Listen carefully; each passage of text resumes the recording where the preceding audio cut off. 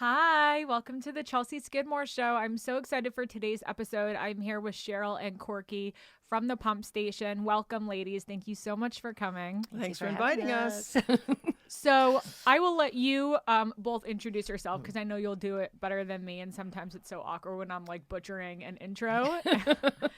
Well, I do that when I moderate panels. So tell me about yourselves and tell me about the Pump Station, and we can kind of just take it from there. So I'm the founder of the Pump Station, one of them. I am by basic profession a nurse. I'm an RN. I have a master's degree in maternal newborn nursing, and early here in my career I was a Lamaze teacher for years and years. And the Lamaze teachers were asked to rent breast pumps way back, like 45 years ago. And they were these big monster breast pumps that you needed a luggage cart to carry, but they were effective. And that was the first thing that had come on the market that was effective. So we rented those for the organization. And within weeks, I had 50 in my house. And it didn't make sense to keep doing that just to get a free book once in a while. So another woman and I started our own little business of renting pumps. And then about that time, the lactation credential became something that was available. So I went back to UCLA and earned my credential in lactation, and later sat for the exam that then was built after that. I taught all over the country for UCLA's extension program in breastfeeding.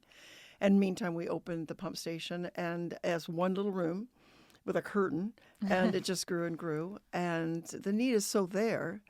So later, I met Cheryl when she had a baby, and we brought her in as fast as we could. As the business was growing enough, we needed business help, and her background was in Business, which... So you were a student initially? Well, actually, no. What happened was...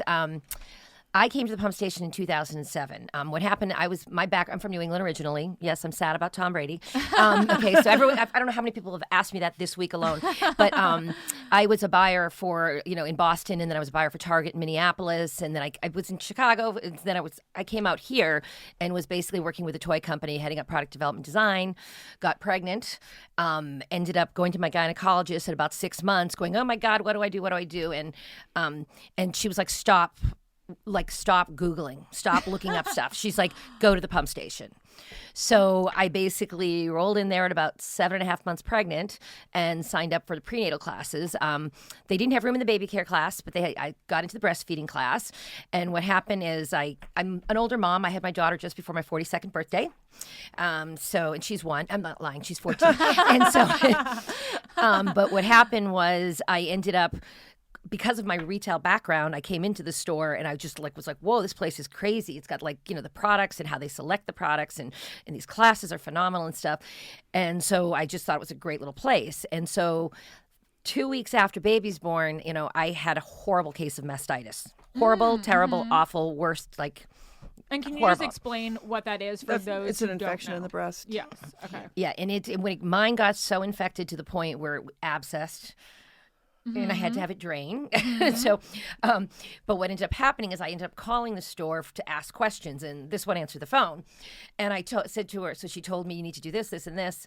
And then I said, oh, by the way, I'd like to commend you on your boutique. I said, and I'm not speaking as a mom, but somebody with extensive retail and merchandising background.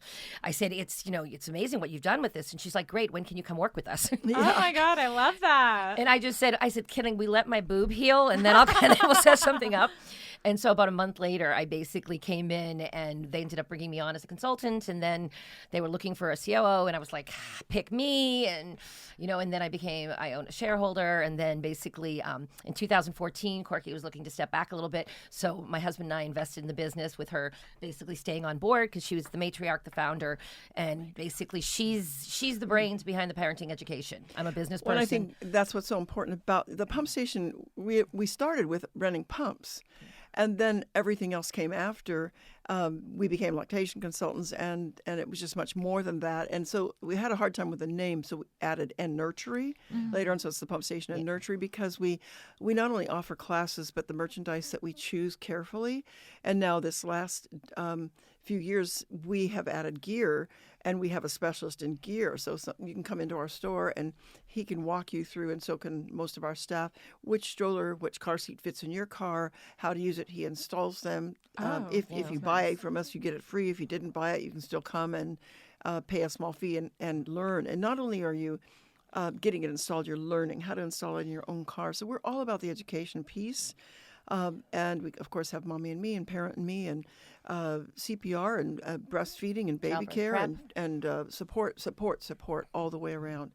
So because this venture that you're on, as you already know, is there's a lot of information, but it's hard to sort of get through all that information. I've also had 3 children, and I have 2 little grandsons that happen to live in Germany, so not as hands-on as I'd like to be, but I've walked the walk and talked the talk. And plus, we stay up with what's going on in the world today, go to the product shows, people are on us every week to try to carry their products. So we're just always understatement. Yeah. always on, finding out what's available and why it's good or not good for that matter.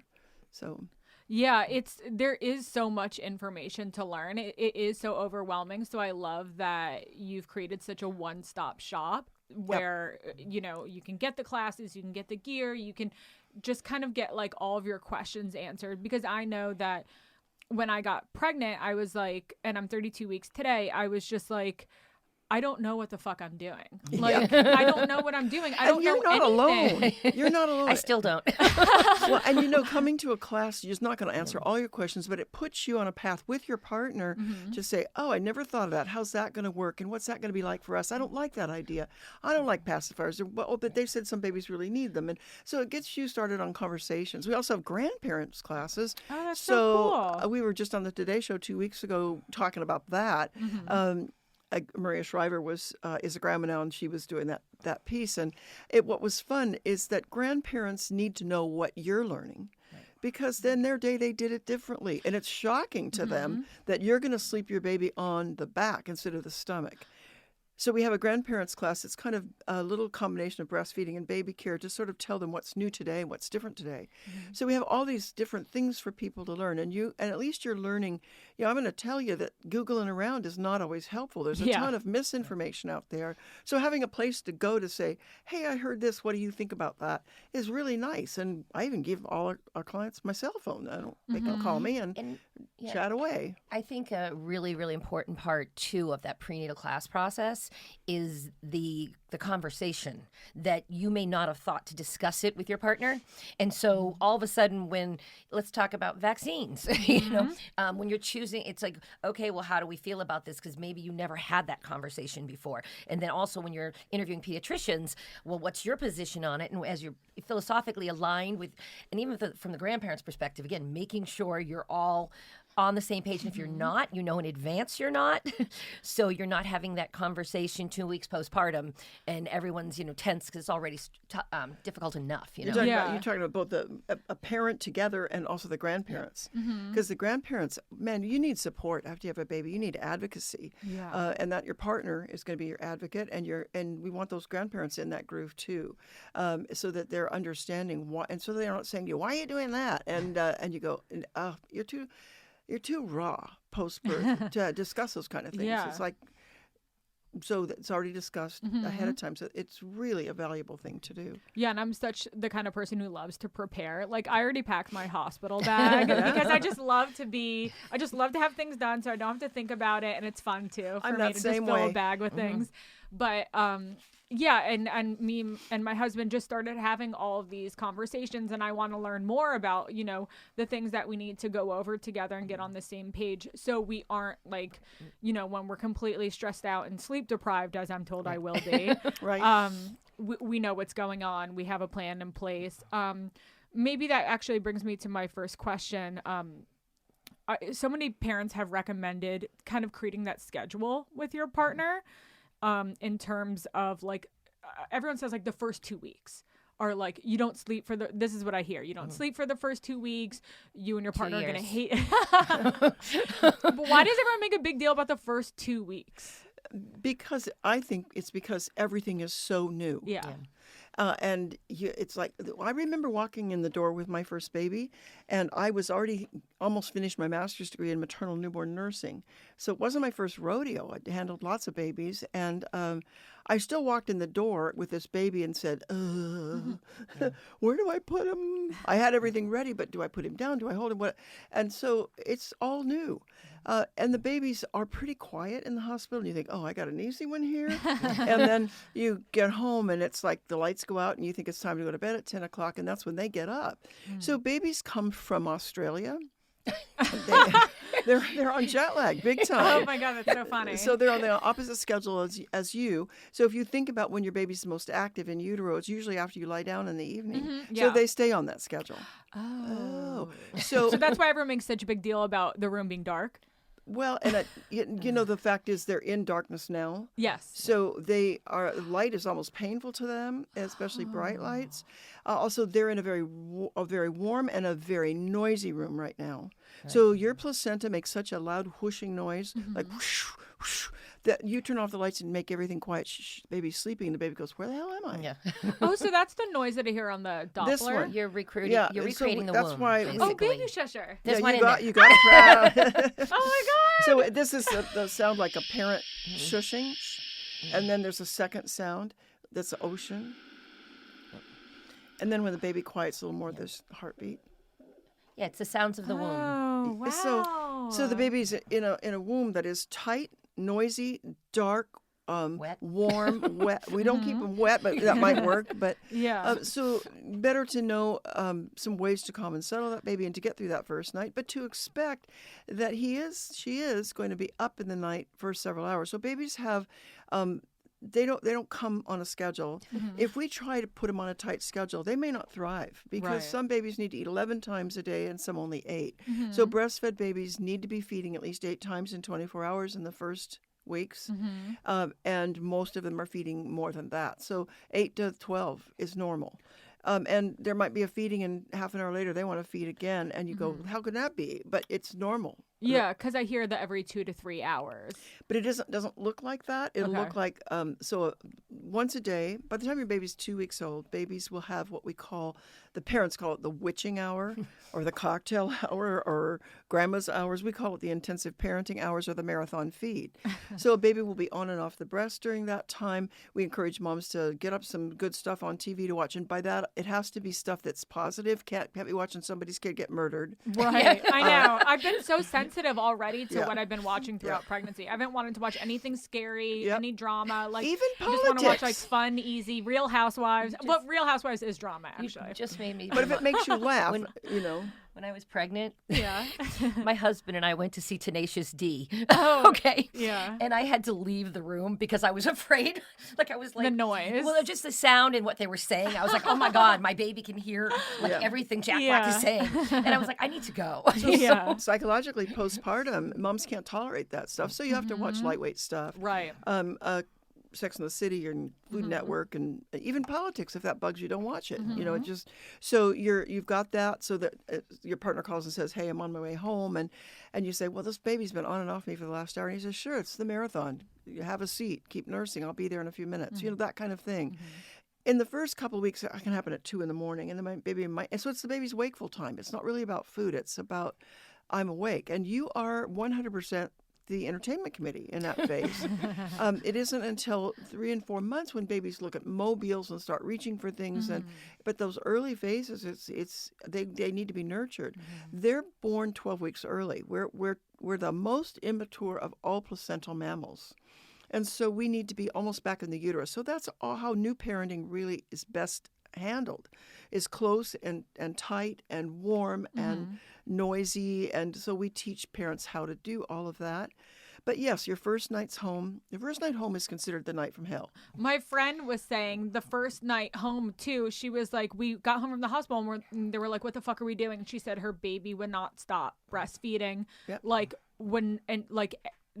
every half hour. And they were like, it's okay. Like she just needs knowing that ahead of time, you put your feet up, your partner brings you some soup in a cup. Yeah. It's just people taking care of you. The other thing, Chelsea, is that suddenly the focus shifts from you to the baby.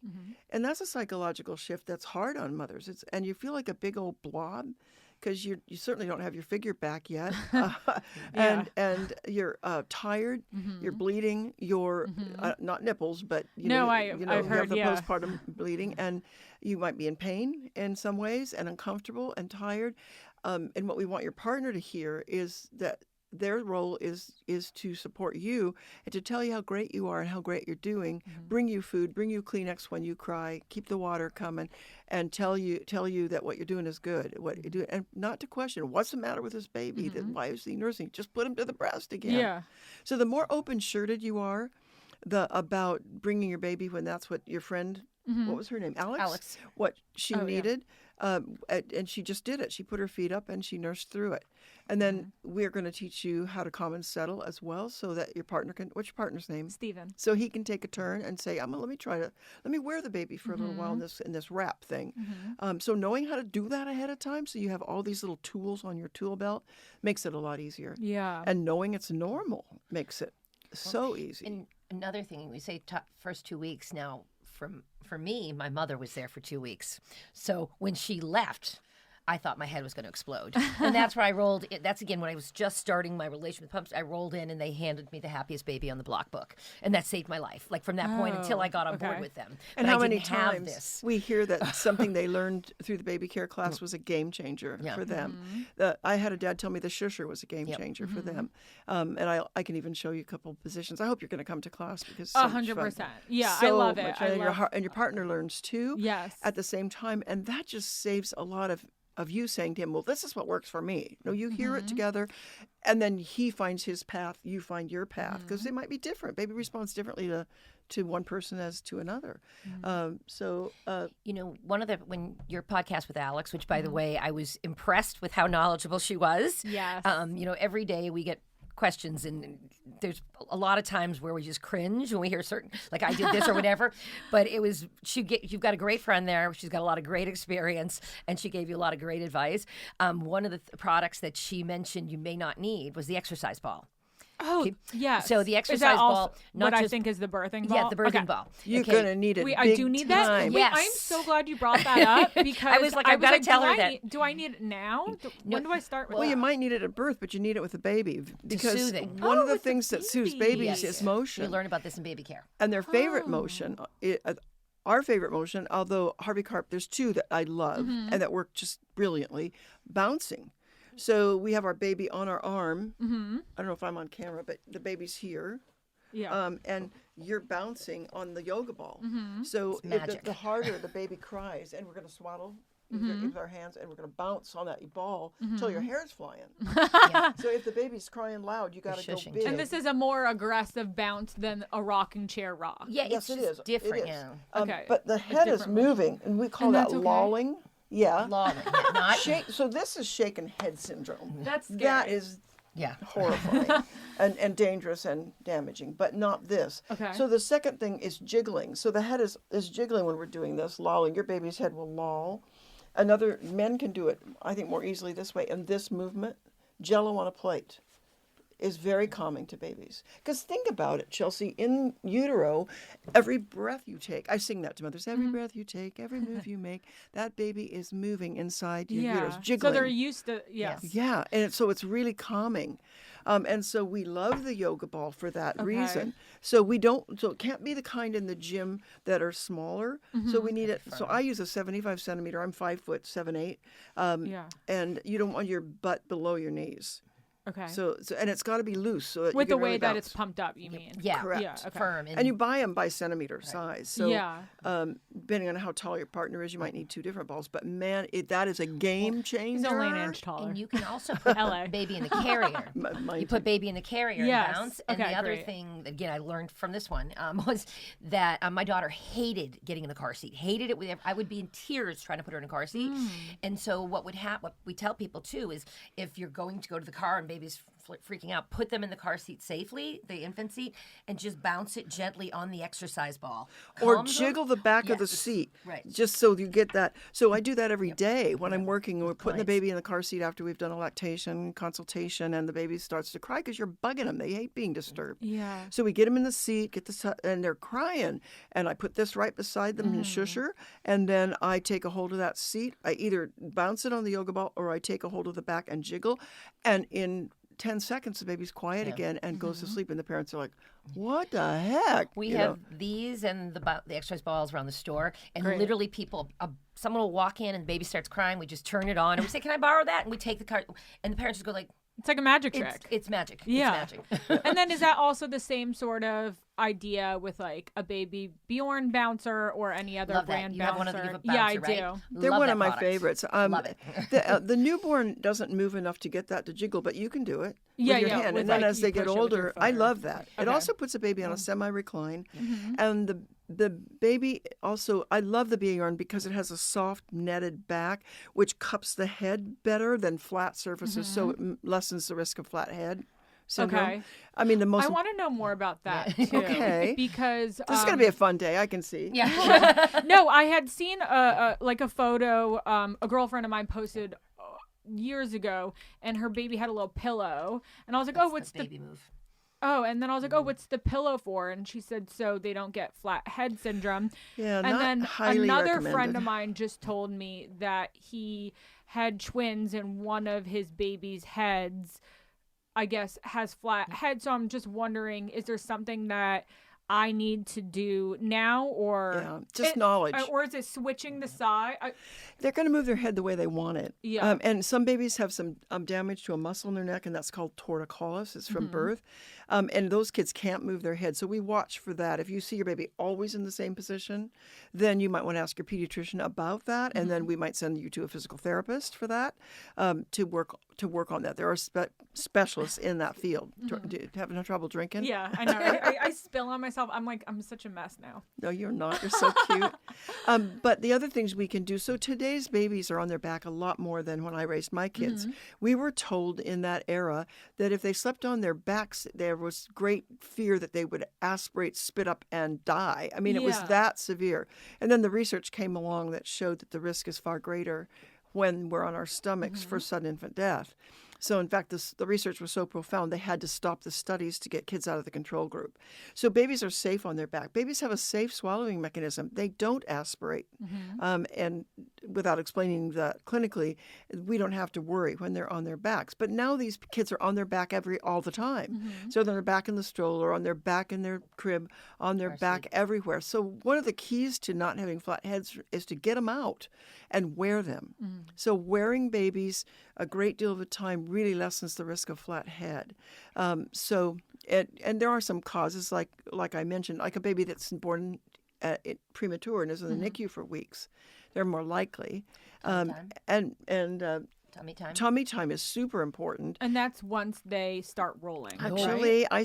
I start them right away. So I encourage parents, once you get your feet under you, no guilt if you get to the 2-week mark and say, oh my God, we never did any tummy time, we're ruined. No, but when you can remember to do it, flipping them on their tummy at each diaper change and letting them just squirm. They don't love it usually. They might start to cry, and then we flip them back. So get them on there. Just and like then, a little taste. Just a little taste. Yeah. And then lay on your back with your head, maybe just one pillow, but lay flat and put your baby on top of you on their tummy. Not necessarily while they're sleeping, but they crawl around and do that multiple times every day. And then as they start to get a little older, get on your floor in front of them and talk to them. When they're reaching, you put toys out there for them. So it builds strength in their core and in their shoulders and neck, so that when they do start to roll over, which they'll do better if they have that core strength, they're safe because they can lift their heads and turn them. You're going to be amazed that Gia will be able to pick up her head and turn it side to side the day she's born. One of the things I learned, Dr. Jill Campbell's our curriculum director for the Mommy and Me program, or Parents and Me program, and what she even talked about as far as tummy time, I always thought it was just, again, like putting them on their tummy, And what she also talks about is even just having them on your shoulder, facing, and somebody, your dad could be behind them, your partner could be, and just making faces, and they start to push themselves up. And that's to strengthen the neck muscles and the or in the too. back or the core. Okay. Both, right? Yeah, all the muscles on the sides, etc., so that they'll be able to roll when they're supposed to. They don't roll until about 4 months purposefully. They can roll themselves over accidentally prior to that time, but that's why we don't change them and leave them alone on the dressing table, or we just don't do that because they can flip themselves accidentally, get their foot just in the right place, and boom, over they go. My little grandson did that at 2 weeks twice. Yeah, that and happened then to never a friend again. of mine as well. Yeah, so we just want to be always careful of that. So did that answer your questions about tummy time? Or about the Yeah. So another question I have is, so I always hear like, I'm going to be breastfeeding, I hope it plays out, I hope there's no issues with it. So guess what the leading thing that will help you be a good breastfeeder? Your intention to do so. And you have that already, so you're there. Yeah. Okay, cool. So it's already in me. It's already in you. So what I'm wondering is, I always hear that, or not always, what I've learned is that so the mother should be breastfeeding only for like a certain amount of time before a bottle. Is that we true? we suggest letting your breastfeeding get established.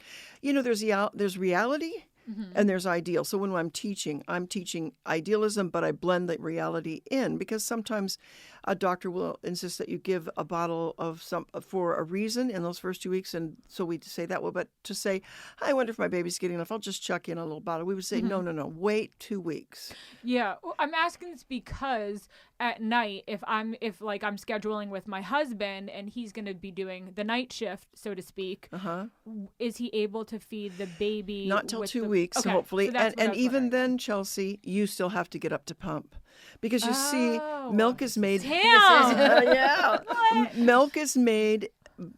So if you normal anatomy and physiology, if that's given, then what happens? So after you give birth, there's a big hormonal shift in the hormones of the placenta, et cetera, that we're keeping the hormone that makes you make milk, prolactin, keeping that low. Now those are gone, and now prolactin rises, and you know that by the 2nd to 5th day, there's a change in your breasts, and moms call it milk coming in. It's there from the time you're 20 weeks pregnant, but it's increasing now at a fast rate.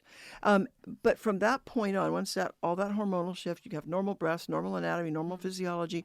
What drives your milk supply is the removal of milk. So if you don't remove milk, your milk's going down. Right. So and that can also lead to infection too, right? If you're not. If you get engorged, you yes, have yes. That happened to my mom, by the way. Medically called stasis. You don't removing milk. You get.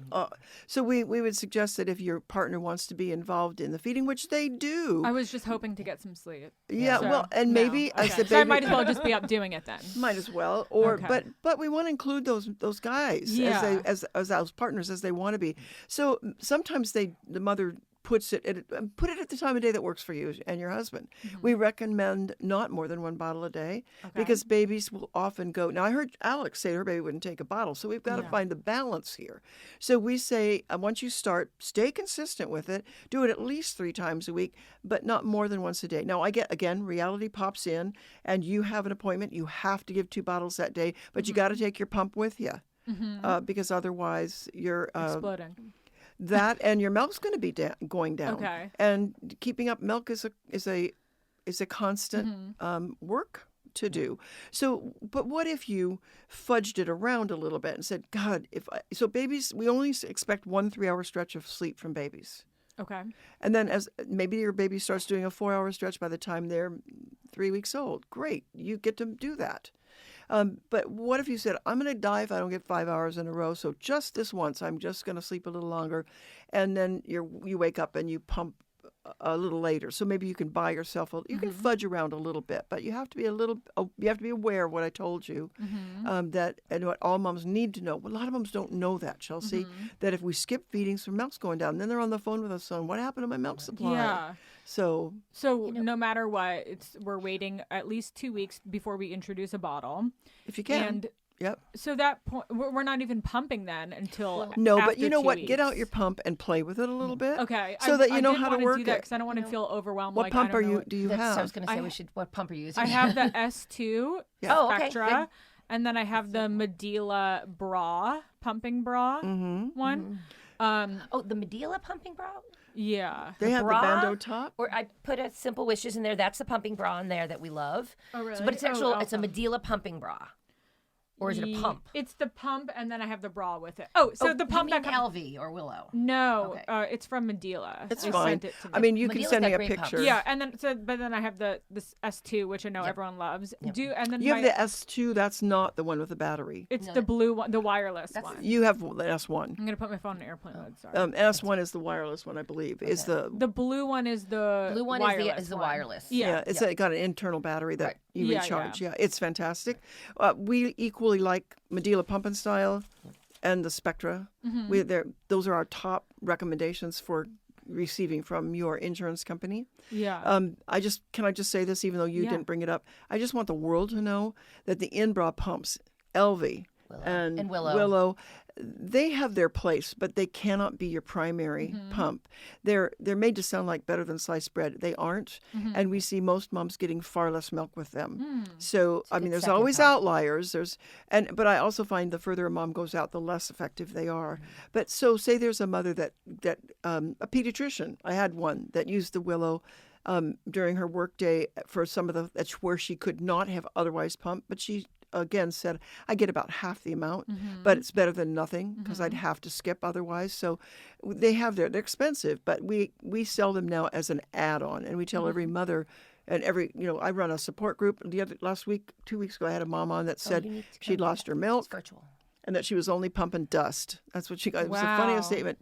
When she got, I told her that probably could be her pump, so she went and got a Spectra immediately. First time she pumped, she got 5 ounces. So there's a big difference between them, and they do have a purpose. I'm not dissing them, but they're made to sound like they can be your everything. Right. And then mothers I are think going they sell it with like a convenience point, like you just throw it in, you don't have to think about it, kind of thing. But there's They're so much pretty marketing heavy. behind it that people don't get know how good and they then they are. think Right, they right. just think they don't have a good milk supply. What about that? And I'm gonna butcher their name. Haka. Okay, what about that one? The one that's like sort of Love a manual-looking one? the And you Haka. just put it on one's Medela breast. has a new one that's similar that I love because it has a better power spout. It has a neck cord so it doesn't fall on the floor when the baby kicks it. Okay. The thing about the Haka is that it's just this little cheap silicone. They call it a pump. We don't use it that way so much, but it can be very misused. So you actually vacuum it onto the breast and it just hangs there. And so some And you moms find that squeeze, painful. right? No, you don't have to. Okay. It just straight suction. But mothers have been using it on their second breast while baby's nursing on the first side. Well, that takes away the milk the baby was going to get. So we've seen babies falter in their weight. So we suggest not doing that, but rather hang it on the third breast. Now, what's your third breast? The third breast. This is Corky's trick. The So third breast. you nurse on the first side. When you're on the second breast, you put it on the side you already nursed on. So that's And your we call third that the third breast. Or you're careful to only take out a small amount if you're doing that extra. So moms love it because it can be something that you do while you're nursing. But just be careful because if you're a mother, some mothers have so much milk that they're only nursing on one side. Dairy queens, we call them. Yeah, and the 40% of mothers fit in that category that they're using one breast only part of the day. So the highest volume times of your day are 2 or 3 in the morning. So milk is circadian. We have a high volume in the middle of the night up into the early morning hours and then lower volume in the afternoon so that babies can do that marathon feeding that they do in the afternoon. It's normal to be that way. So the best time to pump might be in the morning. So let's say you have a mom that is a great producer, only uses one breast. Maybe once a day she hangs the Haka on the second breast. But if you're a two-breaster, I was always a two-breaster, a more moderate, sometimes a three breast back and forth. If I'd have hung that on the second breast and then put him there, he wouldn't have gotten enough milk. So I want him to feed first, and then I can use the Haka on my third breast while he's on the second side, or the first breast again. So does that make sense? I think so. So I'm saying don't use it on the breast your baby's yet to nurse on. Okay, yeah, put it on the third. Right. You're Yeah. right. That makes sense. Until you know who you are. so there's leftover. Yeah, so essentially. until you know who you are. And then how do you know how much time to spend on each breast? Well, it's variable, so you're going to have to get to know yourself a little bit and your baby, and your milk supply. So the range of normal used to be, we'd say it's 10 to 20 minutes on each breast, but it's bull. That's not true. So for some of women, it is. But for some, it's less than 10 minutes on one breast because they're just dairy queens. Unfortunately, the babies don't love that. They would like to nurse longer. So those babies might need a pacifier, which is heresy in my field. But it's the truth. And other mothers with more moderate production might be as long as 30 on a side, but maybe they're back and forth, 10, 15, 10, 15. What I get annoyed by is when somebody gives moms a directive. It's got to be 15 on a side. And that baby stopped even sucking by 7. It was silly. You can sit there and enjoy your baby, but moving them will help them will help them get more milk. So if your baby's not doing anything, it's okay to shift them. And in doing that, you kind of discover who your baby is and how long it takes. We have fun. We can measure what a baby takes at breast. Yeah, that's what I wanted to jump in and say is, again, I'm not a parenting expert. I'm surrounded by them. And I learned so much over the last 14 and a half, almost 15 years in April. But there are experts and there are not experts. One of the things that has exploded in this world with influencers and momfluencers, et cetera, is there are a lot of people out there who have the microphone and the voice to say this is what you should do, this is what you shouldn't do, this is what, and they're not always giving you accurate. Who do we trust? You trust the experts, yes. And that's what again, all of our lactation consultants, I believe all of them are registered nurses, or they've got years and years of experience as international board certified lactation consultants. All of our instructors are specialists in their field. So, for example, I've had people try to will you come on and talk about breastfeeding? I'm like, nope, not me, like her. I'm like, there's things I can because I've listened and I've heard so much, but I am not a breastfeeding expert, but I'm more than most of the people out there talking. Enough to pick up what's being said that's not correct. So when I hear things, and I'll be like, oh, I can hear Corky's hair is right now standing up on him, But I think the part also that's so important that I continue to hear, and again, I see, and it works, is getting off to a good start. And what that usually means is taking the prenatal breastfeeding class. People come in, and I hear every day, because I'm on the floor with the moms, is like, I don't know if I'm going to be any good at this. And you're just like so many moms. Yeah. And I feel like it seems like it's something so natural that's just going to it is happen physiologically. and you'll figure it out in the moment. My friend's like, aren't you afraid of it hurting? I'm like, I just feel like super maternal about it already. Like, I'm like, no, this is like life. This is. Well, and it might hurt. I mean, here's if it does hurt, and then, you need to see a consultant. It's about that's because the latch is incorrect? Yeah. Okay. Well, and it's sometimes such a simple thing to fix. I was helpful to 2 moms this week who are still sore, and we just showed them how to latch deeper, and boom, they were fine. So she's right. Taking the class first, so you have a base of knowledge, and beyond that, knowing where to go for help. Yeah. I mean, everybody on this podcast can't come to us because they don't live here. But before you give birth, find out where good lactation consultants live. Where can I find them? Ask your OB, ask your pediatrician who they use, ask the hospital what they have for services, and do they have a follow-up clinic, so that you can find those people. Knowing what's normal and what's not is hugely valuable. So to know that you might have tenderness when your baby latches and kind of a breath catcher, but it's fine in a minute. Yes, someone's sucking on your breast, and you haven't had somebody suck on your breast 12 times a day, I suspect. There's a little wear and tear, and where you can feel that which is when the balm chafing, comes sort in. of. Got balm in there. and then it should be fine. But if you're in agonizing pain with Vicodin needed and bleeding and Does it get to that that is point? Not normal. Wow. It can for some women, but it's not normal. Was so bad that it just my mom was like, it was horrible. So is fever, everything. Is there a way to prevent that? Yeah, the leading cause of mastitis is an open wound in your nipple. So making sure that you get the help you need right away, not waiting when some neighbor says, well, everybody's sore and it takes a few weeks. No. Get the help you need right away, so that we can get that wound done. Close. She'll be on speed dial. Have I ever taken a baby off the breast and said, you need to rest this for 2 days, and then we go again, but you'll pump through it? Yes. We have to protect the milk supply during these times. So having lactation people involved. When you take the class, you see me, you see Barbara, and we've got the whole list. And even somebody from New York can access us through a virtual consult. But finding who your helpers are. So the basic thing, take a class with your partner. So they can be the advocate and say, you know what, Chelsea, I don't think this level of pain is normal because he was there. Or, you know what, Chelsea, I think you could tilt that baby's head back just a little farther and let them open their mouth just a little wider before you move. So you're right about natural, but it's learned. Natural physiology, but learned skills. And some moms have easy hand skills and easy time. Others really have to work at it. But it's worth the effort. I'll never forget, I had a comedian in our Hollywood store, I do the breastfeeding support classes, and we'd have 20 moms in there and babies, and this lady comes in dragging pillows and diaper bags, and she sat down. She was a comedian, and she just said, if I have to do this fucking thing, and I mean, she just made the whole room howl with laughter. Yeah. And one mother, after we laughed and talked a little bit and what she was going through and kind of figured it out, and the other mothers were helping. That's the beauty of the breastfeeding support. The other mothers talk about their experience. One mother looked at her and she said, you know what? She said, you don't have to like it. Yeah. But it's important. Yeah. It was like she taught the whole class right there. Yeah. And then we laughed some more, and we got help for that mother so that you don't have to drag a pillow around to a restaurant if you don't want to. There's a way to nurse your baby with your legs crossed and your diaper bag. And, there's just... Oh, like a little support for the diaper bag. That's what I did. Oh, okay. I never thought about that. My oldest child is 49.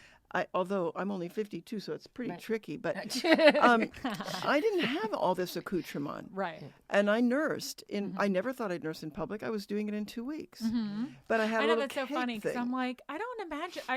I am not the type of person who would be normally afraid of stuff like that. But like, I'm like, I can't imagine me just like pulling my breast out and like feeding in public. And you won't, because you don't delivery. need to do that. But then I know your friend talked about. Yeah, but then I probably just won't give a shit. You probably won't. That said, I never felt comfortable showing like my nipple parts. So I'm not even learned... that girl, so I don't know where I'm coming from with this. Like, I normally and think about your partner. Maybe he wouldn't be comfortable. So you'll learn. I'm usually throwing it out there. You'll learn how. And we have little nursing covers that make it easy.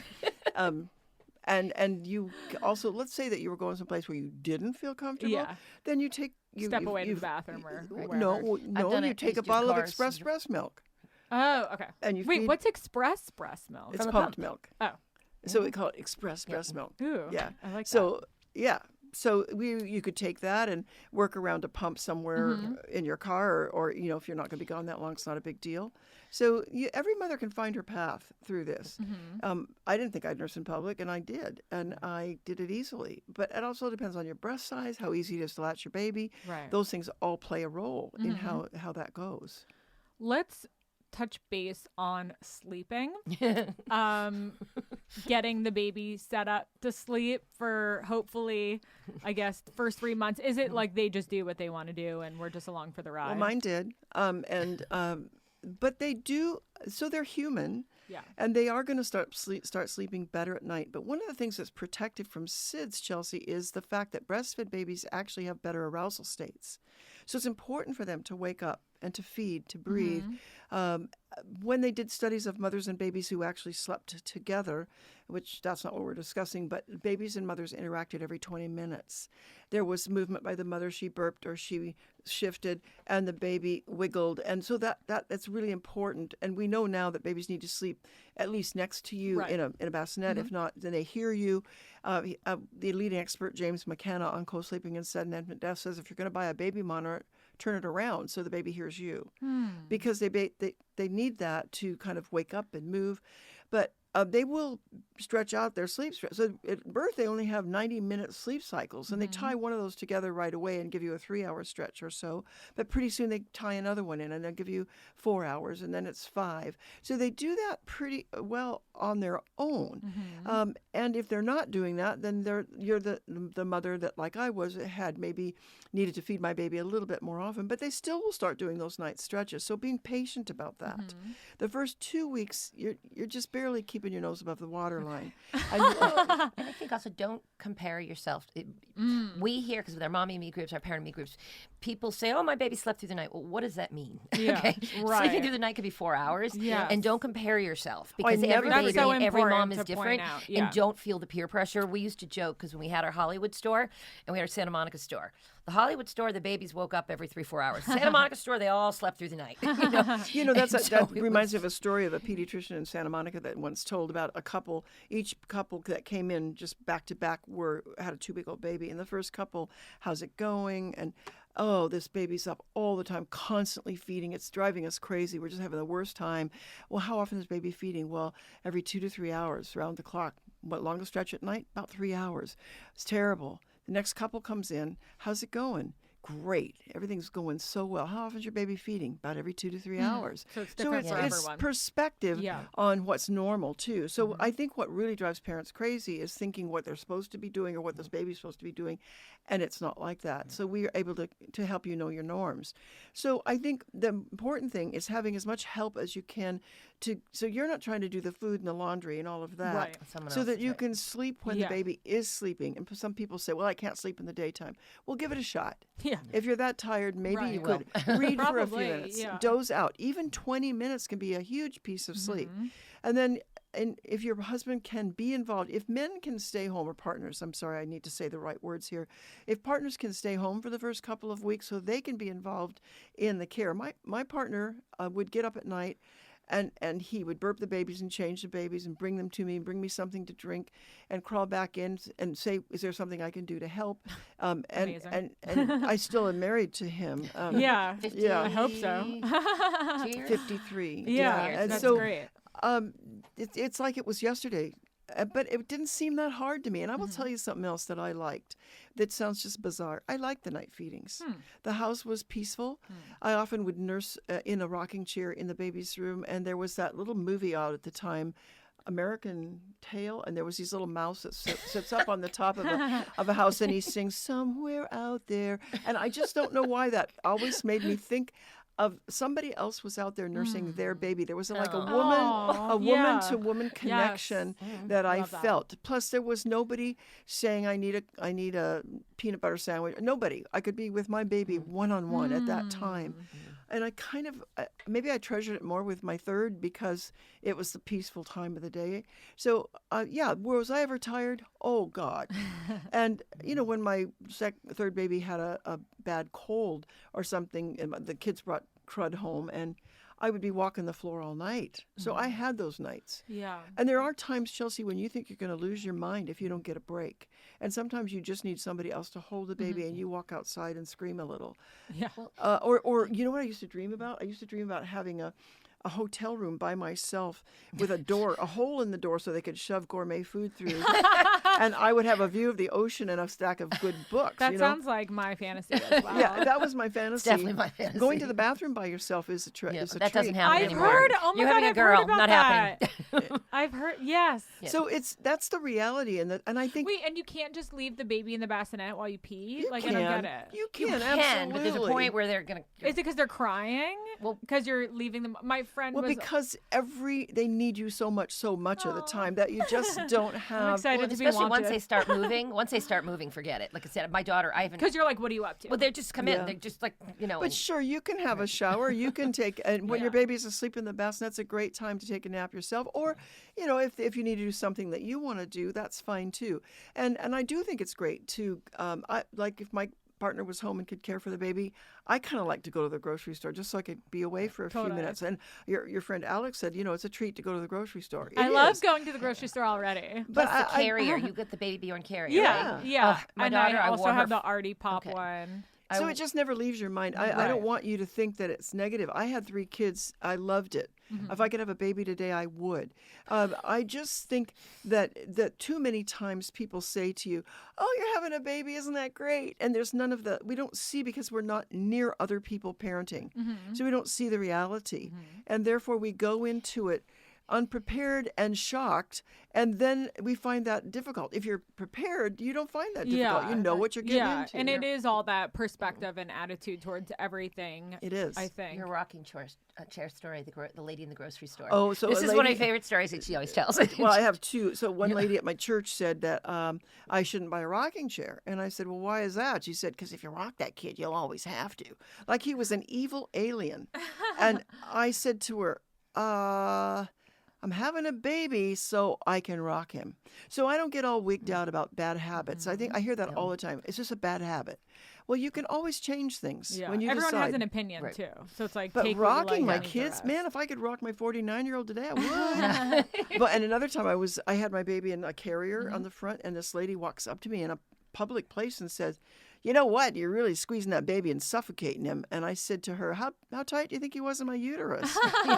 She faded. Good to have the answers. Yeah, you got to have a stop volley answer. Yeah. Because people are very willing to share. Everyone's opinionated. You shouldn't let your baby do this, and you shouldn't let, and it's that tone of voice that's just like, shut up. Yeah. You can talk all about attachment, basically. Oh, and then what's your opinion on like a snoo or a halo or I love just the snoo. The halo's the feet on it are a beast. The halo. I hear snoo. Yeah, everyone in LA loves. Do I think you need to buy the snoo now? No, I think you need to see who your baby is. Okay. That said, when it came on, I'm a Harvey Karp. I've known him for years and years. Yeah. He filmed his video in our store 20 years ago. Oh, that's so cool. Honestly, snoo with him. It's the first thing that's ever come along that's really different in that sense. And he's the one through his Happiest Baby on the Block that talks about these 5 S's that I've already talked about: the swaddle, the movement, the shushing. But those things are not something he invented. He just tied it up in a modern way and shared that again because they're important. So when it first came out, I thought, oh no, nobody's ever going to get their baby up again. This is going to be awful. But what we've actually found is that moms and dads kind of get to know their baby a little better, and they know the different cries, and they are still, I've only had maybe 2 out of thousands that actually his baby wasn't gaining weight well enough because they were sleeping too much. That's just a rare thing. So I think if my oldest grandson, they lived in Germany, it would have cost me boatloads to send that thing to drop, but I would have because they had a really tough sleeper. So I think he would have responded to that. So I think you see who your baby is, and if you can afford to do it, gosh, I think they could be helpful. Okay. I would say 9 out of 10 of our clients love them. So everyone I know in LA loves them. People my friends back home in New York are like, "What is this new?" Yeah, they've never heard Although of it. when I teach, I ask, how many of you already have this new? Right. And I just had a class recently where only 2 did, but almost half will already be thinking about having it, and the rest are thinking about it. It's like the number one thing I've heard I absolutely need from everyone across the board. Well, people worry about bad habits with that too. They'll never sleep anywhere else. Yeah. It's like, initially, but then everyone's like, but then it makes transitions. Again, it's like everyone has an opinion. They teach you how to transition. Right. But it's good to know what works for you and for your baby. If we could have a snoo, we'd all sleep better. I mean, look at what everybody does on an airplane. When they're taxiing out from LAX and it's a half an hour before the plane takes off, everyone's giving you the Q sign. They're asleep with their tongue hanging out because it's vibration, it's white noise. Oh my God, that's so funny. It works. So it really works. So I'm a fan. But again, I think we'll see who your baby is. You may not need it. And when it initially came out, a lot of postpartum doulas and night nurses didn't like it because they felt it would replace them. And so they didn't. But then what they're finding also is that Dr. Karp they're doing research studies, and they're finding that parents are getting 1 to 2 hours more sleep a night. So again, it's still every baby's different. Parents different. And is that a sleep sack? This is the one that the one that comes with the snoo has a little bar that fits into it. It has the wings. But this is the one called Sleep P. But I was going to also say in what she said that some occupational therapists, et cetera, don't like the hands at the side. It keeps them down so they don't get them up here. The babies, newborns, people say they're self-soothing. Well, they can't do that. This drives them crazy. By several months, yes.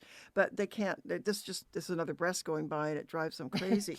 So keeping the arms down. So are you speaking on sleeveless or sleeves? I'm speaking on whether you're going to swaddle the arms down at the side, or you can put them here. The snoo sack is just like this. The difference is it has 2 wings that snap into the snoo, so it doesn't fall over. You put your baby in here and you wrap the arms at their sides with this. But you could, if that was you could put their arms here and still come across them. They might get them out more easily, and that's why Harvey Karp says put them at their side. But that's a bit of a controversial thing. And so how old do they start with that? They start newborn. Oh, okay. Swaddling, right? Swaddling. And people who say, a lot of people say, oh, my baby doesn't like to swaddle. They don't know how. They don't know how babies love to be swaddled. So when you swaddle Chelsea and your baby's screaming in this, then you say, oh, they don't like the swaddle. But all you have to do then is just turn the baby on his side, or face the floor like this in the swaddle, and start to move. And put the shusher on their back. Right. Or you shush. Oh, on the back. Or you shush. Now you're doing 4 of the 5. The 5th one is sucking, so maybe they have a passy too. Yeah. So that's a game changer for parents when I show them that and we show a video or two in the class as well. When they say, see, baby's screaming, and I say, yeah, but finish. Yeah. Turn them on their side. Now he's inside the womb. Create the rest of it. It's like a light switch goes off. Yeah. So babies have a fear of falling, and when they're on their backs, they're scared. So that's one of the reasons babies sleeping on their back don't sleep as well. So we're adding these pieces to help them. So they have a reflex when they're born called the Moro, M-O-R-O, or Startle Reflex. And when you take a baby and lay them down without a swaddle, they startle even if they're asleep, and then they wake themselves back up again. So we want to minimize that startle reflex for them so they can stay asleep. And is that also why I see videos of babies who are swaddled or like wrapped in an extra towel when they're getting a bath? Probably. I don't. Is that do necessary? No, I think it would be hard to bathe them. Right. I do have tricks to my trade in bathing babies too. I like them to be down in the water more than a lot of bathtubs allow. So we sell one tub that has a little sling inside of it that I've worked with. It if a 7-8 pound baby will be all the way down in, so we want water up on their body when they're sitting up. And wouldn't you be cold? Yeah, I have the Frida. Oh, the Frida tub? Okay, that's new. That's a new one, and I'm not, I think you have to fill it up with a lot of water to get them in. But the thing about it, you can use it as a plain tub. And when you take baby care, you'll see me use a plain tub. Okay. We have another one that I like a lot called Tubable that has this cute little mesh sling, and then it just becomes a plain tub. It has a lid, so it becomes a place to store the stuffed animals, and it's cute. So, but the Frida's new on the market, and we've played with it, and it's kind of a transitional tub. They have a lot of little tricks to growing up with that tub. So Frida's a great company. We'll see how you like it. In there I for saw. you. Now I can take it off my registry. Yeah. Thank you. Frida is a great company. They have They're a very lot innovative of really, and really good product. Fun packaging. They have a new shusher that's I know, I love the packaging. That's square like this and a little flatter that we can't even keep it in stock. Just flies out the door. Yeah. Wow. Yeah. So and their new thermometer we love. Yep. And, is it better for the one on the forehead or in the under your the babies, tunnel? we can't. The one on the forehead is not accurate enough for babies, so you need a rectal thermometer. Okay. And it has a rectal stop, so you can't go in too deep. So you need they just came up with, I want to say 6 months ago or something. So but usually your pediatrician will tell you to do the anal. Yeah. The other one does, early on is not right. I liked her word. We call it rectal. Yeah. So what about diapering? I've literally never changed a diaper in my life. Do you want I'll watch you do it. Would you like me to show you and then you do it? I don't know if I could, in terms of getting up. I don't want to get in the way of the. Well, let me do it. And then I'm you like can nervous. hand it to I'm you, like, and then I don't know about. Yeah. She can show you, and then you can maybe do it. we'll stay in our seats. So just to let's make pretend that this baby, Daisy, I'm just going to scoot her little outfit to the side, that she has her cord on still. Okay. So cords come off around 2 weeks. Oh. And we don't clean them or anything, but they can get We really just ignore smelly. them? Yeah. If they get smelly, if you smell something that smells a little bit like rotting flesh, it's the cord. And it's You've been around a lot of rotting flesh. Well, you look at your garbage can lid. Oh, I know that smell. Yeah. Oh, that's rotting flesh. So I'm going to just... Well, I'm glad that you told me that, because that would have freaked me the fuck out, and I would have been on WebMD well, you would have called thinking, your pediatrician. Have you chosen your pediatrician? You're all set? I where do you live? have to. Los Feliz. Is Rachel Kramer near? She's on Robertson. Rachel Kramer's phenomenal. There's a lot of great ones, but we love her. I don't mind driving to Robertson for a great pediatrician. So you tell her that I recommend it. Okay, thank you. I mean, there's others. There's tons of great ones we work with, but we've done Rachel's in that video with us. So can you still hear me if I stand up? Yes. Okay. Yeah. I can bend my mic. Maybe. up. What if you lifted the mic? Want me to hold Would it? that be? Here. Why don't I do this? Okay, so I came. Hold across, on. Can you hear that? Okay. Great. So I I opened up that diaper completely. I'm going to take her clear out of this so you can see better. Undress the baby. Hey, Daisy, it's okay. So one thing we've learned from Jill and the psychologist is when we talk to babies, we don't say things like, you're okay. If they're crying, they're not okay. So we're going to give reassuring thought, like, I'm going to be hurrying and get you okay in just a minute, or you'll be okay soon. I'm going to get, like, you're taking the responsibility. I'm going to hurry. I'm going to help you. As opposed to I know you're not happy right now, but so being truthful. Yes. Yeah. Okay. So I brought that up between her legs, and I've spread it wide. And I'm going to turn around a minute so you can see. Now, the cord is still on, and there's these little striations across the front of most diapers, something that shows you where to put the tabs. Yes. But we're not going to do that. We're going to ignore that for the first, till the cord is off. Oh, okay. She has a poop, yeah. She does? She has Fake one? She has a brown mark. Oh my God, that's so funny. That's the color of your baby's poop. I've never seen that. That is so the funny. first stool is black, then it I gets know. green. Okay, so I brought that between her legs and I widened it out all the way, and I'm going to bring And we're this putting tab. it over the cord? In a minute, we'll fix that. I'm going to open the tab and I'm going to angle it down. So two things: it tightens the leg hole, and because they're liquidy stools on breastfed babies, very loose. I'm going to bring that down. This is while the cord is still on. Now, I'm going to take that and turn it out. Ooh, okay. Now, in the hospital, the nurses often fold this in and tape over it, but it doesn't stick very well. Plus, this wasn't intended to be on skin, and it can make babies rashy. So once the cord is off, I don't have to be that fastidious. I don't need to uncover that tummy anymore. So we do that with the newborn, and I also then bring the ruffle out so that it's a poo catcher. Right. I just saw a video on that. And so she's in. Yeah, easy enough. Yeah. So then how do you know about what's the deal with all these creams and But booty creams? Everything. I don't know. There's all these ointments. God. Yeah, and how do I know if I need the Aquaphor, the diaper cream? Or ask the your rash pediatrician what they prefer.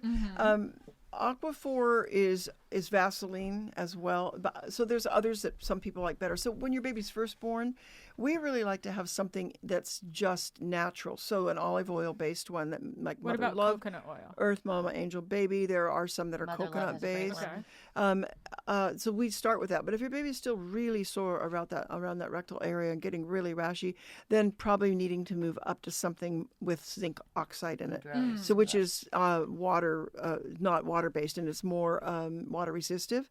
So, but you can ask your pediatrician what their favorite is. But pediatricians don't want you to use anything on so your we baby. don't even have to. We're using a baby wipe to clean.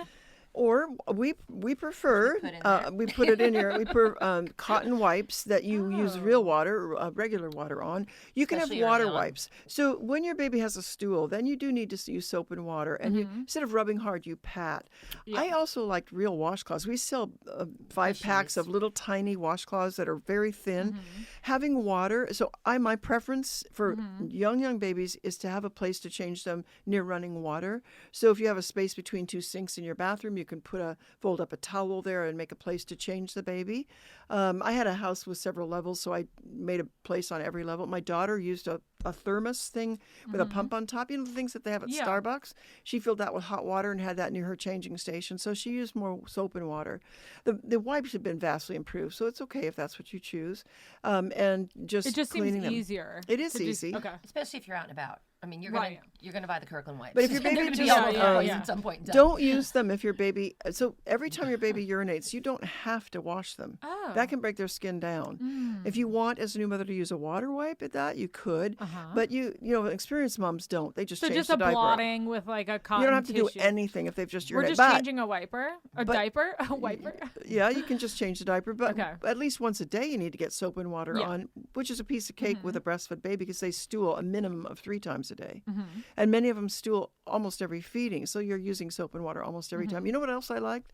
When you have a high faucet on like a laundry room sink or something, I liked putting my baby on my arm, like I showed you already, and just taking them under the water and give them a little soap and rinse under there. I thought that was nice too. Yeah. So there's lots of different ways.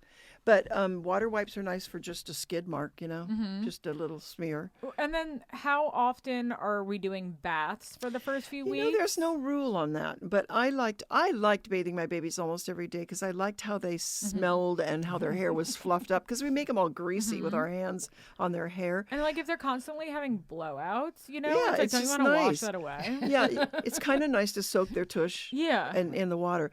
So And it's like a nighttime ritual too, right? it can be To calm any them, time. prep bedtime for routine, sleep. part, especially as they become toddlers. as they get older, a bedtime routine for sure. But as a newborn, maybe you're more resilient, and they are in the morning. So it doesn't matter. It's whatever you guys want to try, and you work it around till it works for you. As newborns with cord on, they get sponge bathed only.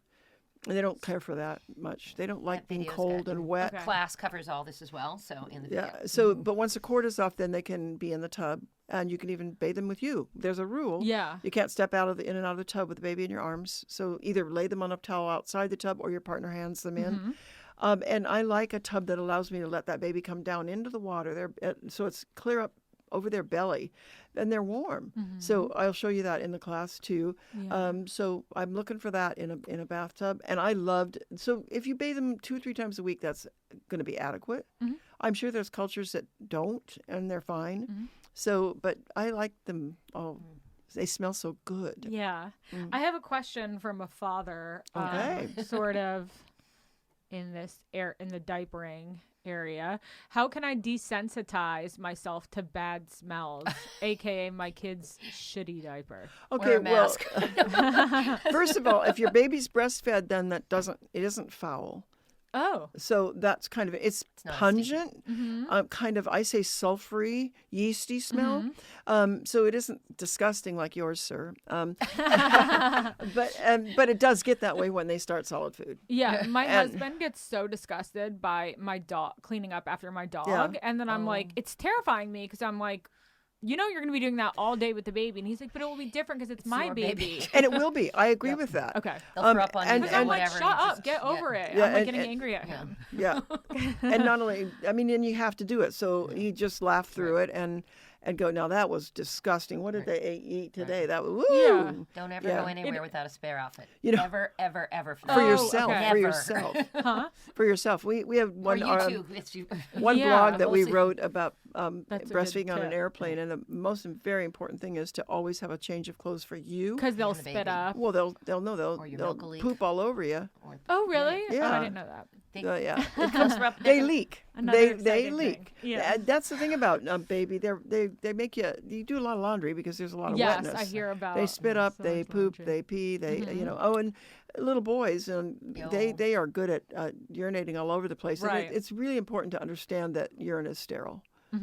Not so much stool, but urine if it gets you. And a little girl can shoot urine sick really far too. And they can all shoot stool because it's loose and liquidy. And babies bear down and lean into it. And when they feel something, they really go for it. Do you recommend a wipe warmer? I hear that avoids I don't. the shooting. I think they can be fabulous, but I don't need it. Well, I think it's also what we have it in the store. We have a wipe warmer, we have a bottle warmer. But what we say is you're not always going to be at home using it.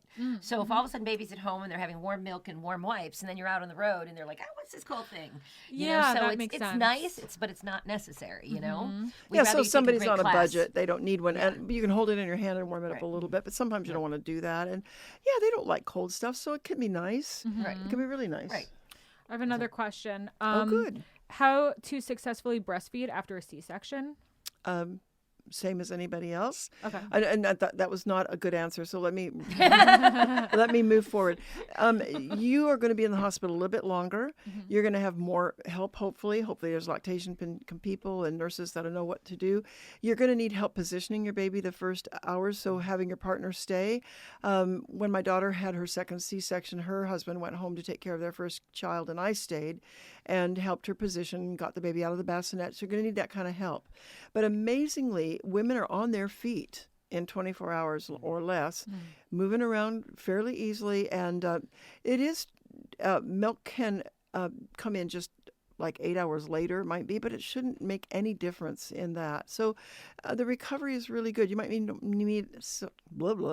a little bit more help at home because you're not going to be up doing all the physical activities. But boy, the recovery goes pretty well, pretty quickly. Okay. It's amazing to see how well. I think it's more, I had a C-section, emergency C-section like your friend actually. Same issue. All my girlfriends seem to also have but had it was basically getting her up, picking her up, going upstairs. Yeah. That's where I struggled. Yeah, I would imagine it's because you're sore you're and so recovering. Sore, yes. You are sore, yeah. But it's amazing how quickly women heal. It's impressive.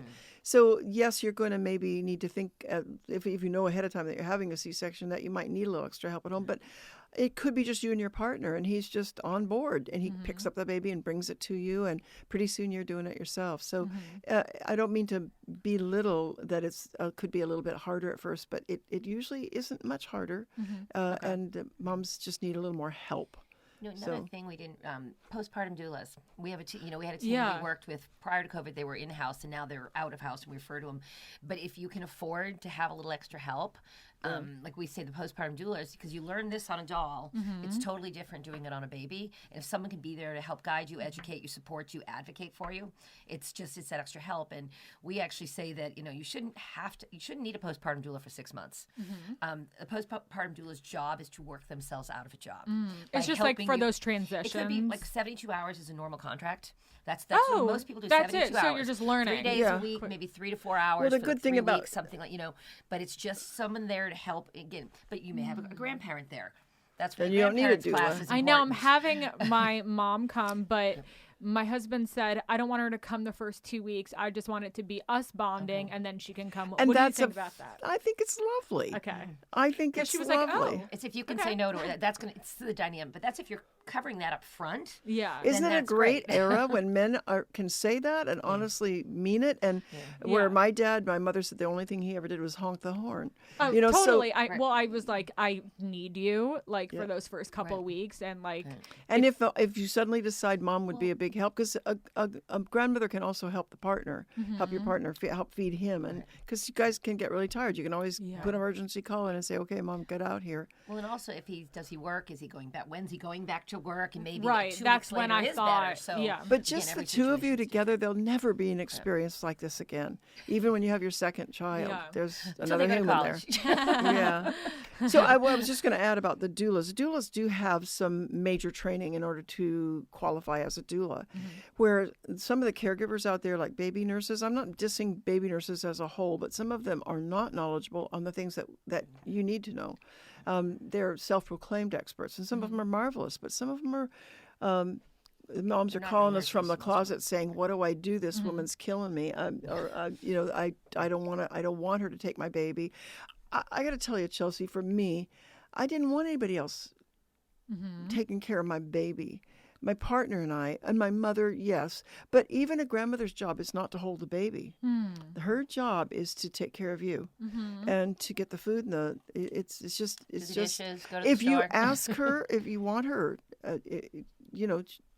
then when it's my daughter, I could step in a different way. It than does feel like more mother-in-law. like support for me. That's what it is. Yeah. Right. She brings you a drink. And doulas do that as well, too. Yeah. Some doulas, their job is to also help care for mom, not just the baby. When do you and dad. suggest starting with a postpartum doula? Right Most away. people do it right away. Most people do it the night Those they get home first- from the hospital. Oh, really? But occasionally we find somebody that Or like the is next struggling night, and then calls us and says, I'm struggling. I would like a doula now. So how long do they typically stay? Well, So she say said it was like contracts are about 72 Literally, hours. we've had contracts Straight? for 72 hours. No. because they Usually a 72-hour contract's the average, and it could be 3 to 4 hours a night for 3 to 4 weeks for 3 nights. We've had clients that have done 2,000-hour contracts. Wow. The thing we love about the postpartum doulas is they do support the whole family unit, and what they'll do is they will basically, again, help you with baby, help you with breastfeeding, help you with different things. Help you with what you want help right, with. what you want help with. It could be do the dishes for me, whatever, But whereas So I had a mom some of the other yesterday. ones just take the babies, go watch them, and you see them the next morning. That's not what we love. That happened yesterday to a woman in my support group who's pregnant, and her question was, the baby nurse that I'm hiring has already told me that she'll feed the baby through the night. Yeah. No, she's not going to be able to breastfeed if that's the case. Right. So she said, how do I control that? I said, you are the boss. You're paying her. So and we had a lovely talk about why, what I've told you already about if you don't nurse, you're not going to have a good milk supply. And so, you're going to have to get up to pump if you're going to do that. And again, the mother heart, and I said, I don't think it's going to feel right to your mother heart. Your mother heart doesn't want somebody else doing that. So I think everybody has to figure out what works for them. It was listening to, again, your podcast with what I, again, was very impressed with Alex was when you asked her about sleep training. And she said, well, I hear this, I see this, I would, but I kind of just, I just let her sleep. And there were different, places where she had sleep regressions and things like, but it was like you could tell, and she goes, I don't know if that's right. And I loved about, again, what she did is there were certain things that she's like, I'm not sure if that's right, but it felt right to me. And she just, like I said, that's what it should be. Yeah, you can figure it listen out and as you go learn, and take listen it to your in, intuition. But until you bring that baby home, You don't know. I think today's parents struggle with being in touch with their intuitions and their hearts. Because they're so used to like getting outside information from people. Too much. And not necessarily from the right people. So I know a pediatrician whose father is also a pediatrician, and she said one night her father heard her take call. And he said, "Are you kidding me? Are those parents asking you those questions really?" He said, "Not in my day. You know, they're so afraid because there's so much out there that she called it noise. There's so much noise around this that you don't know what to do. So finding your path in your heart, your husband, your partner through and going, yeah, that isn't what we want to do, or that is what we want to do. So we do talk about sleep training in the baby care class from the point of view that it's really important for us to know when babies are ready for that kind of thing. Until babies have object permanence, it's not a good time to do it. What's that? Object permanence means when you go out of the room, they know you still exist. So if I hold a rattle in front of a baby's face at 3 months old, and then I hide it behind my back, it's gone. He doesn't go looking for it. But when he's 8 months old, I hold it and I put it behind my back. He's going to go look for it. Yeah. And then we can play peekaboo and all those kinds of games. So we would say waiting at least 6 months. So somebody called me one day and said, "I'd love to work in your store." And I said, "Well, what do you do?" "I sleep train." And I said, "Well, tell me about that." "I get them sleeping through the night by 2 weeks." It's like, well, see ya. Well, because a baby sleeping, what is sleeping through the night? So sleeping through the night in a baby is 5 to 6 hours. I had a mom, again on the support group yesterday, who was talking about her baby was 5 months old and is sleeping 12 hours. And I said, "Oh, no feeding it on." "Oh, no." She said he gets up twice at 1 o'clock and at 4. So sleeping 12 hours punctuated by 2 little feeds is normal. So when people expect, there was another time they came and got me because the lady was crying up at the desk and said, "Corky, there's a lady that needs you." And so I came up and I said, "What's going on?" She said, "Well, I just came from a mommy and me class." It wasn't ours, but she said, "I got to sleep train my baby and I just didn't want to do that." And I said, "Well, tell me about your baby." She said, "Well, she's only sleeping 10 hours. And I said, "What do you mean? Is she really sleeping all 10? "Yeah, she sleeps 10 hours. And they said, "Oh, no, it's only normal if they sleep 12. It's like, what? Yeah. And I hugged her and said, "Get out of here. And, you're so fine. Yeah. You're so fine." Well, and I think, too, is because we've got therapists who focus purely on the family unit. We have nurses who first on the baby's thriving, and there's just like a lot, and you can't. So the other biggest thing I hear amongst our experts is that, like, a mom might say, "Okay, I need to get sleep. I want to sleep train my baby, but I want my baby to breastfeed exclusively for 2 years." Well, then you need to speak to a lactation consultant, because if your milk supply can't support so there's just a lot at work, and that's where the experts can really help we might you. even disagree a little. Like Jill Campbell teaches 2 wonderful classes on they're Zoomed, so you can go on how to get your baby started in good patterning for good sleep, and then a later one for when you're struggling. And she does sleep work, so she and I might not approach it the same way, but I actually had her work with my daughter and son-in-law when they were home from Germany because their baby was such a difficult sleeper. And they were able to incorporate some things that I was really impressed with and help their baby sleep as an older child. They actually had a clock set and that lit up when he could nurse again, and he would sit up and look at that. And, That is it was so the cutest cute. thing. Yeah, it was really great. So we all agree to work together for the best of what's best for every parent couple. But we're advocates for babies for sure, and for parenting, and everybody needs support. Every baby's not the same. Oh, so different. Again, you and your partner, like having the conversations, discussing, being on the same page, so that whether it's the grandparent or disagreeing with you or a friend who's telling you something else, you can make a decision together and not be like, because that's just add that to that is messy, It's so important. And we've had many times when a father had to deal with his mother because the mother was driving his wife crazy. So you really do need him or your partner, he, she, to be that advocate for you and for the baby. And I think they love hearing that and stepping into that role. they really love the baby care and breastfeeding classes. They, when I taught in person, I used to say, how come you guys are here tonight? And they'd laugh and go, I don't know. And I always ask them, do you think somebody could actually talk for 3 hours about breastfeeding? They just can't believe that. At the end of class, I say, still sitting there. See, I'm not done yet. Yeah. And then they stay on a half an hour after the Zoom call just to ask more questions. There's just so much. And I think they want to find their role too, because I think I know that so much is the mother and the baby, so they want to be like, how can I be helpful? Hopefully. Right. And they do love feeding the baby. They love feeding the baby.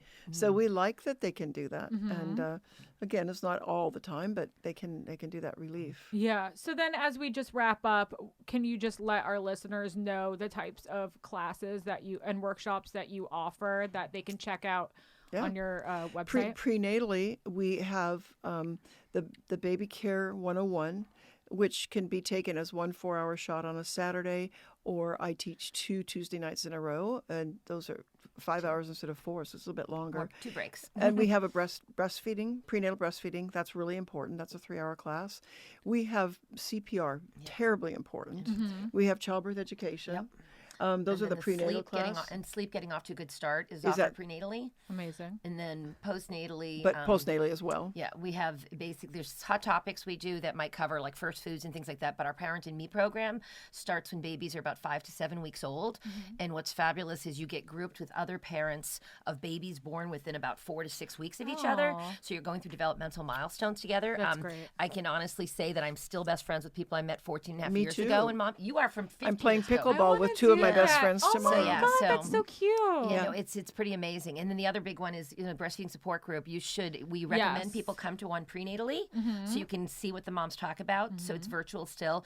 And then afterwards, it's every Tuesday at 1:15. It's free. Corky does that virtually, and it's a great. So that stuff our Parent and Me program, we have 80 weeks of curriculum through the first 2 years of baby's life, and so it's very comprehensive. And even robust. driving from Los Feliz, people do it all the time. Yeah.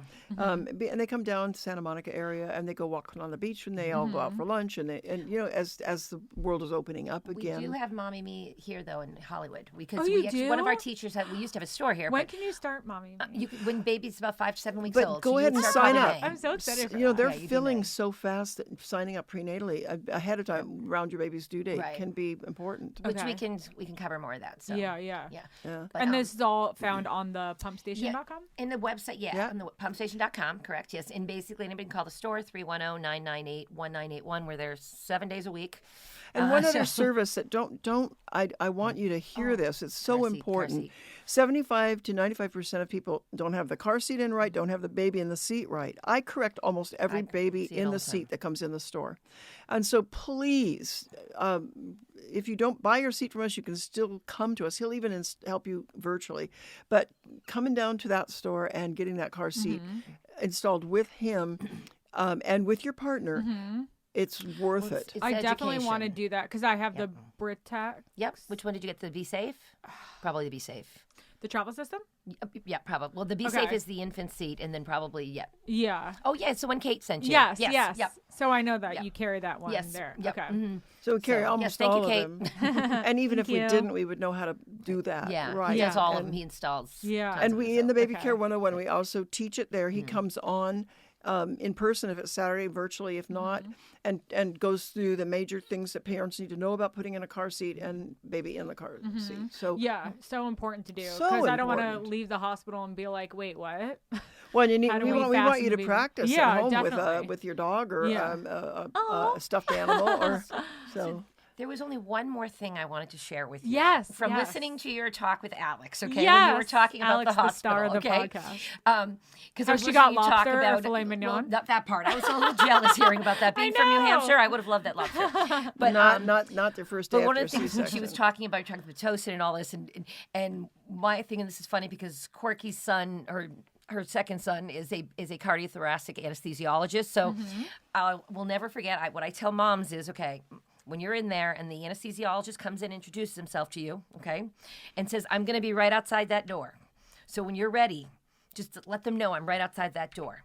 that does not mean he's right outside that door. Okay. Right. That means if you think you're going to need it in 5 minutes, is this the then you should epidural have asked that you're talking yes. about? Okay. You should have asked 20 minutes earlier. Ooh, so okay. I literally held on because this guy told Why me. why do people wait for it? I want it right away. Because, I think, well, right? no, that's it up all to you. I mean, I depends. had my kids. You think you can take more pain. You think you can take more pain, and then I'm you ready realize for that you can't. painkiller. But the way I look at it is, if when you think It slows you you can down. only handle so much, Can't be done too early. If you think you're Okay. starting to feel the pain and your tolerance is, get them in there now because that's actually 30 minutes away. I had my Good, kids. good tip. Very good tip. I tell everyone that and they go, "What?" I'm like, "Just No, that's good to know. Like half hour out. yeah." Okay, great. But you don't know always how that's going to go. I mean, I'm also an old labor and delivery nurse, so Oh, you really? cannot give it earlier. It slows the mother's labor down too much, and so we don't Oh. want that to be the case. Not only that, well, But you they can always you come in and might tell have. you that. I had natural childbirth, so there's Yeah. always that. But it's your path and what you want to do, and you're going to be fine in any Yeah. case. I'm And a then wuss with do you pain. also recommend, is that where the Lamaze breathing techniques come in too? Oh yeah, I'm a big during the- believer in that as well, and taking the childbirth prep, which is really shortened down now. But you really two. benefit by taking a childbirth class. Yeah. We have hypnobirthing and we have childbirth prep, which is more of a fusion of several different disciplines. Yep. So, and all that information I sent you this morning as well. But So- you don't know what your variables are going to be. My daughter had 2 emergency C-sections, and she didn't want that. She wanted to have an unmedicated birth. Didn't work out for her. Yeah, that's why I So love the you idea have of to birth have your. preferences Right, rather versus than plan. You guys plan. talked about that, Yeah. It's smart to play heads up ball and be ready for that. Yeah, but if you need it, get it. Yes. I'm a wuss with pain. So I know, me too. I to don't want this to feel day, I it. think back to that going, he lied to me. Thank you so much for coming on, Cheryl and Corky. It was so nice That to was meet our, you. Thank you for having our us, privilege, and- our pleasure, our delight. Said you'll have Corky's Yeah. cell phone and you've got mine. So Yes. Thank you're you. in good hands. Thank you.